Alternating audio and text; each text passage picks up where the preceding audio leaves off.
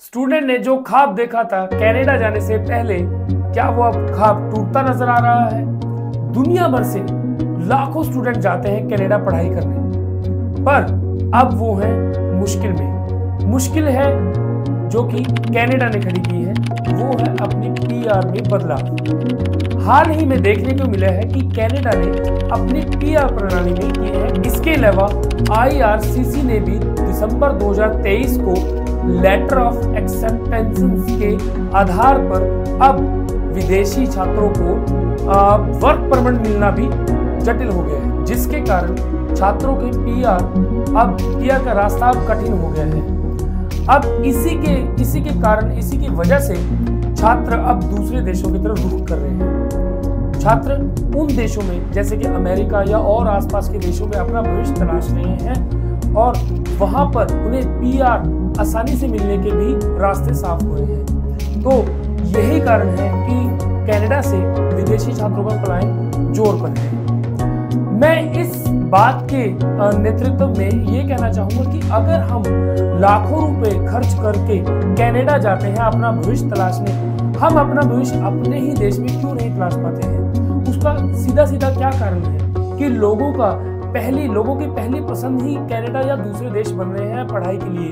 हिंदुस्तान में भी आज पढ़ाई का ग्राफ काफी अच्छा है, काफी अच्छे कॉलेजेस हैं, काफी अच्छे इंस्टीट्यूट्स हैं, लेकिन फिर भी हम कनाडा और अन्य देशों की तरफ जाने की सोचते हैं। मेरे ख्याल से जो इंसान अपने देश में रहकर या अपने स्किल को आजमाकर आगे बढ़ सकता है, वो दूसरे देशों में जाकर मेरे हिसाब से उतना नहीं कर पाएगा, क्योंकि वहां की जो पब्लिक, वहां की गवर्नमेंट उसे उस लेवल पर आने ही नहीं देगी जिस लेवल का वो हकदार है। खासकर अगर बात करूं पंजाब के जो स्टूडेंट हैं, उनमें होड़ मची हुई है कि कनाडा किस प्रकार से वो चले जाए या किस कंडीशन में वो चले जाएं, और उसके बाद वहां जाकर आप, मेरे ख्याल से आप लोगों को भी ये खबरें मिलती होंगी कि कनाडा में आजकल स्टूडेंटों की क्या स्थिति है, किस तरीके से वो अपनी जिंदगी को वहाँ जी रहे हैं। उनके पास कोई कारोबार नहीं है, कोई नौकरी नहीं है, कोई जरिया नहीं है पैसे कमाने का, वो जैसे तैसे करके अपनी जिंदगी का गुजर बसर वहाँ पे कर रहे हैं। लेकिन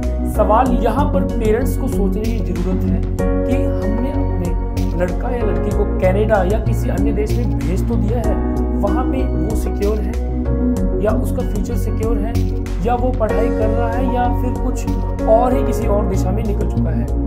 ये अहम देखने वाली बात है आज के टाइम पे कि आजकल हम बुरी संगत में बड़े आसानी से चले जाते हैं और अच्छी संगत को तो भूल ही गए हैं। तो कुछ ऐसी खबरें भी देखने को मिली है कि वहाँ rate of deaths of student काफी बढ़ गया है। आए दिन कुछ ना कुछ देखने को मिलता है, सुनने को मिलता है कि कनाडा में इस छात्र की डेथ हो गई है, या इस प्रकार से एक छात्र रोड पे खुलेआम सो रहा है, या भूखा है, या नौकरी की तलाश में भटक रहा है। ऐसी न्यूज़ें बहुत देखने को मिल रही हैं। फिर भी होड़ मची है कि कनाडा किस तरीके से जाया जाए, और जहां पर भी मौका मिलता है, किसी भी, आजकल आप देख ही रहे होंगे कि आजकल कंसल्टेंट्स बन गए हैं कि कनाडा का पीआर या किसी भी अन्य कंट्री का पीआर देने के लिए ऑफिसेज खुल गए हैं। तो उस प्रकार से कोई भी अपना मौका नहीं छोड़ता है, जितने भी पैसे लगे, लाखों लगे या करोड़ों लगे, आजकल लोग देने को तैयार हैं। तो मेरा आपसे निवेदन है कि अपने देश में ही अपना भविष्य ढूंढिए, या फिर आप उतने सक्षम हो जाइए कि बाहर जाकर भी आप एक अच्छे लेवल पे काम कर सके, एक अच्छे लेवल पे नौकरी कर सके। यहाँ पर पेरेंट्स को मैं जरूर ये सचेत करना चाहूँगा कि वो अपने बच्चों के लिए कुछ ऐसा प्लेटफॉर्म तैयार करें कि जिससे वो अपनी ज़िंदगी अच्छे से गुजर बसर कर सके, अपनी पढ़ाई, अपनी आगे की ज़िंदगी को अच्छे से निकाल सके। जी हाँ, मिलते हैं नेक्स्ट वीडियो के साथ, तब तक के लिए गुड बाय, शब